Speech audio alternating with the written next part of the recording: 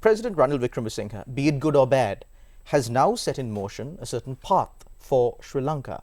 So under an SJB government, how much would you steer away from that path that has already been set? Look, Sri Lankans are so used to being content with the bare minimum. The bare minimum for certain people right now is that there are no gas queues and there are no fuel queues.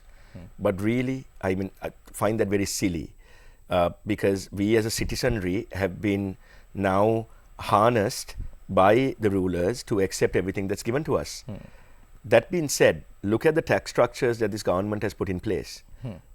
Harsha has put forward a very comprehensive pay structure on behalf of the SJB. Okay. He has put it in capacity as being the secretary of the SJB and a very high profile economist in our team. He's put forward this plan and he's given it to the government. So it's a very unique situation. Where do you get the opposition helping out the government without striking illicit deals? Where do you get this kind of support? So the government has not even spoken about the pay structure. When you look at the VAT percentage, every citizen of this country, not every citizen, every VAT paying citizen of this country will get charged a minimum of 30,000 rupees. That's the exact number they are going to be charged. A minimum of 30,000 rupees. Now you see that happening from one side. Then you also see the non-performing loans by People's Bank and I think it was the National Savings Bank, the NSB, which amounts to something like 700 million.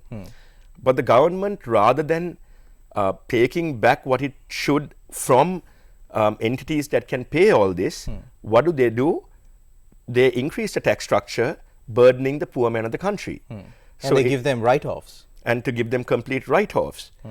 Now, if you don't cut your electricity, for example, the CEB disconnects your power on that day itself, and it happened to a friend of mine today who paid the bill and the electricity still got cut off a few hours later, and they had to go back to the CEB and all that.